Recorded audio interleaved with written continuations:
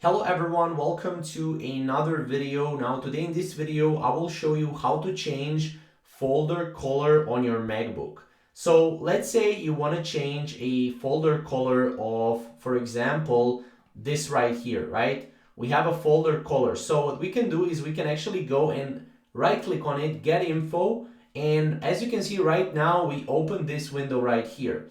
Now, what you can do is you can find a color, for example, in Photoshop or whatever color you have. It can be like a rectangle. It can pretty much be a rectangle. So to give you like an example, if you go here to the web and if we type in color red, and if we go here and if we download this color, and if we drag and drop this color to this position here, we'll be able to change this folder color into the color of red, which we just downloaded.